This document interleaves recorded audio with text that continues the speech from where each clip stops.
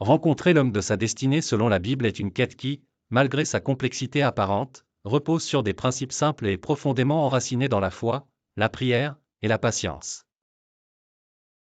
La Bible, en tant que guide spirituel, nous offre des directives claires sur comment discerner, rechercher et finalement accueillir cette personne spéciale que Dieu a préparée pour nous. La première étape vers la rencontre de l'homme de sa destinée est de chercher Dieu de tout son cœur. Jérémie 29, 13 le résume parfaitement, « Vous me chercherez et vous me trouverez, si vous me cherchez de tout votre cœur. » Cela signifie que notre approche devrait être sincère et complète, impliquant la mise de côté de nos désirs superficiels pour embrasser la volonté de Dieu pour notre vie. Par exemple, Ruth est un excellent modèle biblique d'une femme qui a trouvé son partenaire destiné en cherchant d'abord Dieu.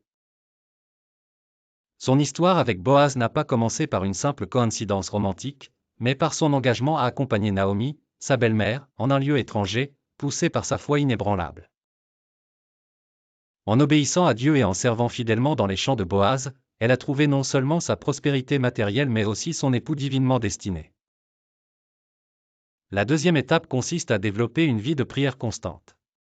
Philippiens 4:6 nous encourage, « Ne vous inquiétez de rien, mais en toute chose faites connaître vos besoins à Dieu par des prières et des supplications, avec des actions de grâce. » La prière devient un canal pour comprendre la volonté de Dieu et pour discerner les signes indiquant la bonne personne. Un exemple pratique pourrait être de constituer un journal de prière. Écrivez vos prières concernant votre futur partenaire et les qualités que vous appréciez basées sur les enseignements bibliques. Notez également n'importe quelle réponse ou réalisation que vous ressentez être dirigée par Dieu au fur et à mesure que vous vous engagez dans ce processus.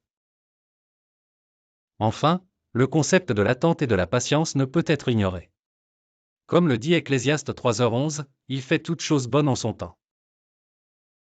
Apprendre à patienter pour le bon moment divin permet d'éviter les précipitations qui pourraient nous éloigner de la meilleure volonté de Dieu. Dans la pratique, cela pourrait impliquer de se concentrer sur l'amélioration personnelle et spirituelle pendant que l'on attend.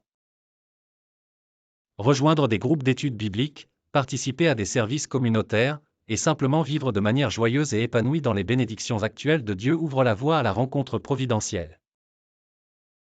Rencontrer l'homme de sa destinée selon la Bible n'est pas une tâche déterminée par des formules rapides et faciles, mais un voyage spirituel engageant, riche en leçons et basé sur une relation intime avec Dieu.